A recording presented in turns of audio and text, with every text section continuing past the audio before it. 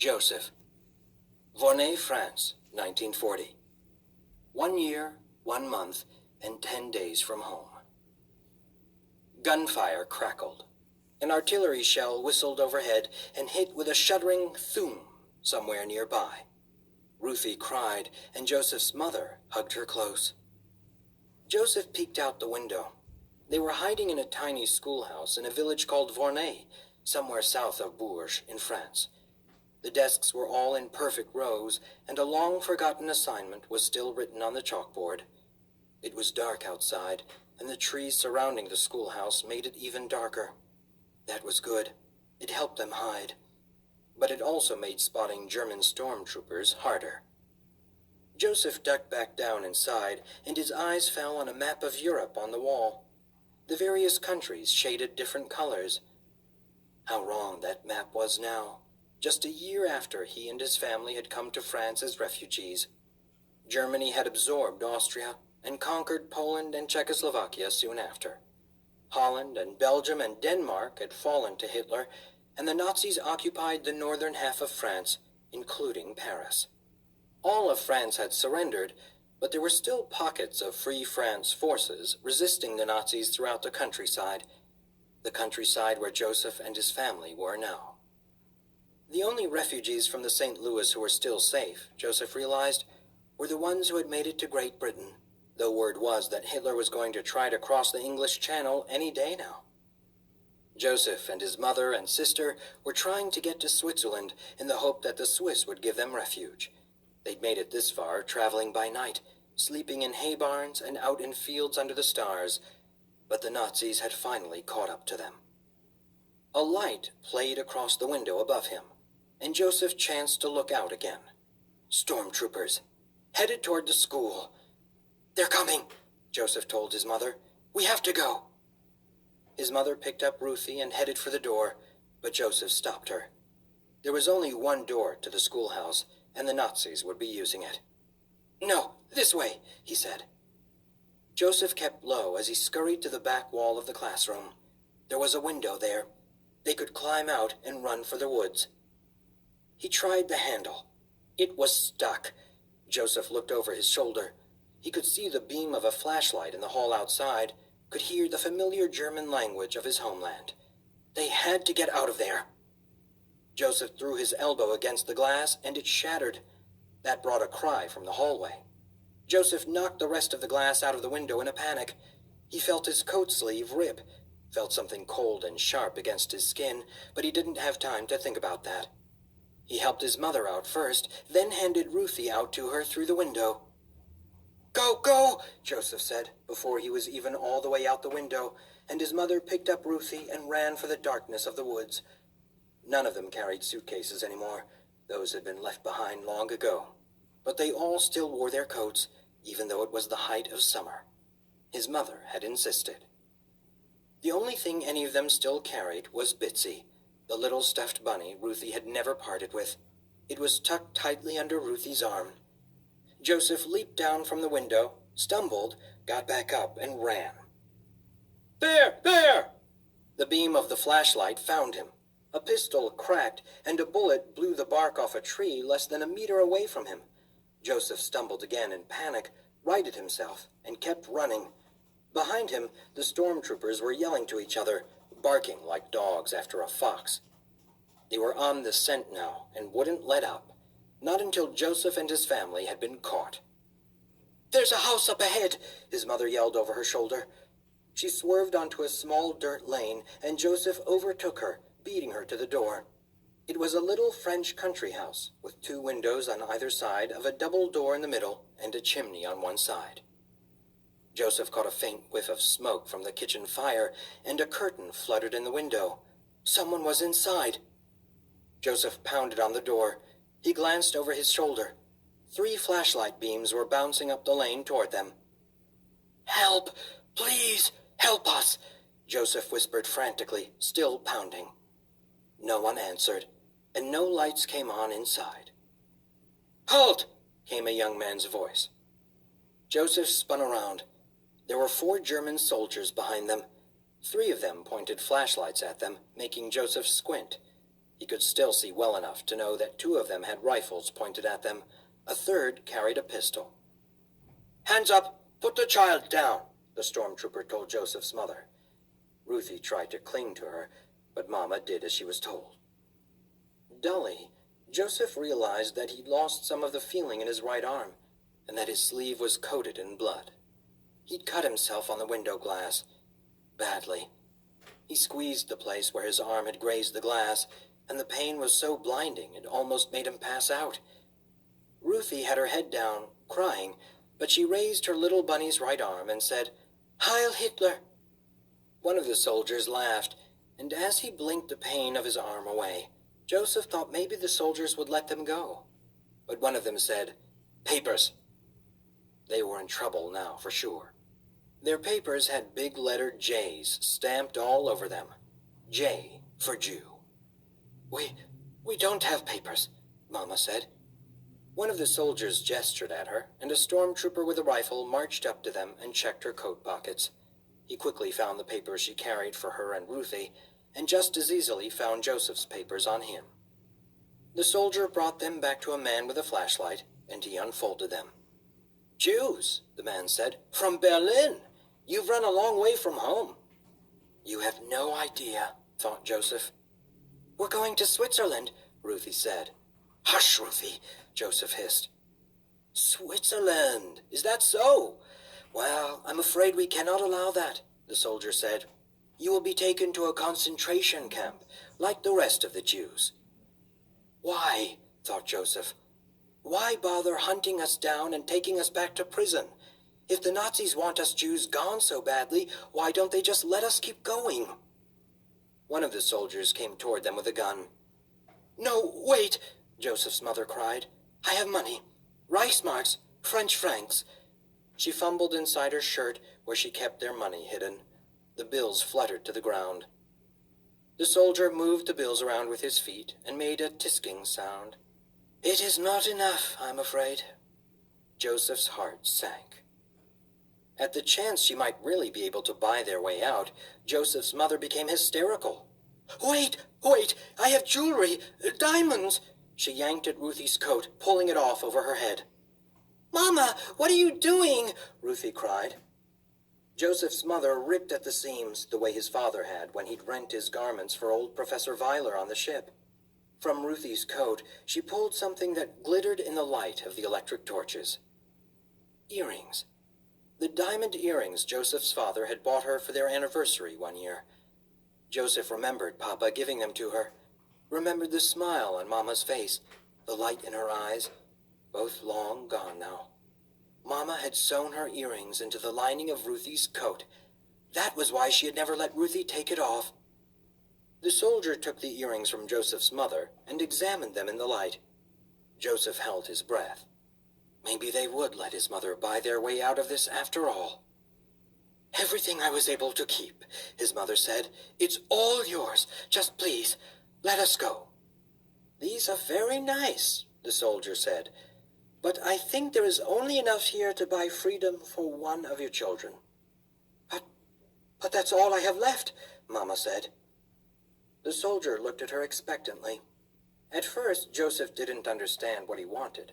They didn't have anything else to give him. But then the Nazi pulled Joseph and Ruthie to him and turned them around for Mama to see, and that's when Joseph understood. The Nazi didn't care how much money they had, how many jewels. It wasn't about that. He was playing with them. This was another game, like a cat playing with a mouse before he ate it. "I think there is only enough here to buy freedom for one of your children." One of Rachel Landau's children would go free, and one of her children would go into the camps. The Nazi soldier smiled at Joseph's mother. "You choose." Isabel, Miami Beach, Florida, 1994. 5 days from home. Here, in this boat that had been her home for 4 days and 4 nights, Isabel's little brother was born. Not right away. First had come her mother's frantic pushing to bring the baby into the world. while the rest of them paddled, paddled, paddled. All but Senora Castillo, who sat on the bench next to Mommy, holding her hand and talking her through it. Behind them, the Coast Guard had finished picking up Isabel's grandfather and was headed their way, lights flashing. Their little blue boat was close to the shore. The waves around them were breaking with white caps. Isabel could see people dancing on the beach, but they weren't close enough, weren't going to make it. That's when Mommy's cries had mixed with Amara's yell to, "Swim for it!" And Luis and Amara hopped over the side, half swimming, half tumbling toward shore. "No, wait!" Isabel cried. Her mother couldn't swim for the beach. Not like this. They had to paddle in or her mother would never make it to the U.S. Isabel and Papi and Senor Castillo rowed as hard as they could. But the Coast Guard ship was faster. It was going to catch them. "Go!" Isabel's mother told her husband between pants. "If you're caught, they'll send you back." "No," Papi said. "Go!" Mommy said again. "If I'm caught, they'll just send me back to Cuba. Go and take Isabel. You can send money like you always planned." "No!" Isabel cried, and amazingly, her father agreed. "Never," he insisted. "I need you, Teresa. You and Isabel and little Mariano." Isabel's mother sobbed at the name, and tears sprang to Isabel's eyes too. Like the boat, they had never settled on a name for the baby. Not until now. Naming the baby after Lito was the perfect way to remember him, no matter where they were. "But they'll send us back," Mommy sobbed. "Then we'll go back," Papi said. "Together." He put his forehead to his wife's temple and held her hand, taking Senora Castillo's place as Mommy made her last push. The Coast Guard ship bounced in the waves. It was almost on top of them. "It's time," Senor Castillo said. "We have to swim for it. Now!" "No, please," Isabel begged, paddling helplessly against the tide, tears running down her face. They were so close. But Senor Castillo was already helping his wife over the side into the water. They were abandoning ship. Isabel's mother cried out louder than before, but Papi was with her. He would take care of her. All that mattered now was rowing as hard as Isabel could. She was her mother's last hope. Take Isabel with you," she heard her mother say between pushes. But Isabel wasn't worried. She knew her father wouldn't listen, that he would never leave. Neither of them would. They were a family. They would be together, forever. But then suddenly arms were picking her up, lifting her over the side. "Say goodbye to Fidel," Senor Castillo said. He was the one Mommy had been talking to. He had come back, and he was the one lifting Isabel out of the boat and into the water. "No! No!" Isabel cried. "You saved my life once. Now let me save yours," Senor Castillo told her. Isabel didn't listen. She kicked and screamed, trying to get free. She didn't want to go to the States if it meant leaving her parents, her family, behind. But Senor Castillo was too strong. He tossed her in the water, and she sank under the waves in a tangle of arms and legs and bubbles before quickly hitting bottom. Isabel found her footing and pushed herself back up out of the water. It was chest deep, and the waves that slid by her toward shore lifted her up and set her down again on the sand. Ivan's cap had come off her head in her splashdown, and she snatched it up before it disappeared in the surf. Then she grabbed the side of the boat to climb back in. Senor Castillo's arm went around her waist and pulled her away. "No!" Isabel cried. I won't leave them! Hush, we're not going anywhere, Senor Castillo said. Help us pull the boat to shore. Isabel looked around, and for the first time she saw that Senora Castillo was still there, and Luis and Amara were there too. They all stood waist-deep in the water around the boat. They had come back. They all found somewhere to grab onto the boat and pull, churning up the sand at their feet. Isabel sobbed with relief and grabbed hold. It was harder for her to pull when the waves kept lifting her, but the sight of the Coast Guard boat bearing down on them helped motivate her. So did the cheering. The other refugees on the Coast Guard ship were hopping up and down and clapping and yelling encouragement, just like the crowd on the beach had when they'd left Havana. Isabel saw her grandfather running up and down the ship, waving them towards shore like a baseball player urging a home run ball around the foul pole. She laughed in spite of herself. The water was just below Isabel's waist. They were almost there. The Coast Guard ship cut its engines to run up to them, and that's when Isabel heard her baby brother cry out for the first time. The sound stunned Isabel and the others into stillness. It took her father a moment to cut the umbilical cord with his pocket knife. Then he stood up in the boat with something tiny and brown, staring down at it like he held the world's most incredible treasure in his arms. Isabel gaped. All this time she had known her mother was having a baby. Isabel had seen plenty of babies before. They were cute, but nothing special. But this wasn't just a baby. This was her brother. She had never met him before this moment, but she loved him now with a deepness she had never felt before, not even toward Ivan. This was Mariano, her little brother, and she suddenly wanted to do anything and everything she could to protect him. Papi finally looked up from his newborn son.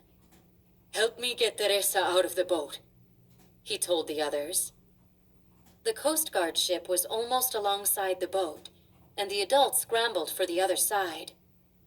Papi bent down over the bow and held out her crying baby brother to Isabel. As if in a dream, Isabel's arms reached up and took him. He was covered with something slimy and gross, and was screaming like somebody had slapped him. But he was the most amazing thing Isabel had ever seen. Little Mariano. Isabel hugged him protectively against the push and pull of the waves. He was so tiny, so light. What if she stumbled? What if she dropped him? How could her father put something so new, so precious, in her arms? But then she understood. Isabel had to carry little Mariano to shore, so her father and the others could carry Mommy behind them. "Go, Isabel," her father told her, and she went.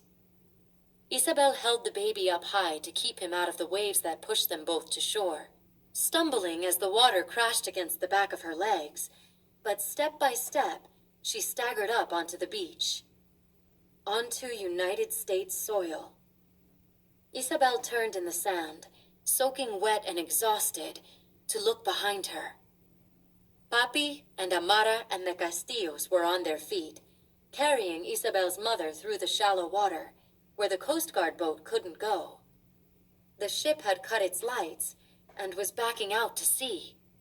On the rear of the boat, among the waving, cheering refugees, was Isabel's grandfather. Isabel held the screaming baby up high for him to see, and Lito fell to his knees, hands clasped to his chest. Then the engines roared, the sea churned, and the Coast Guard ship disappeared out to sea. The Castillo and Fernandez families helped each other up onto the sandy beach, and their wet feet became dry feet. Senor Castillo fell to his knees and kissed the ground. They had made it to the States, to freedom. Still in a dream, Isabel wobbled up the sand toward the flashing lights and thumping music and dancing people. She stepped into the light, and the music stopped, and everyone turned to stare.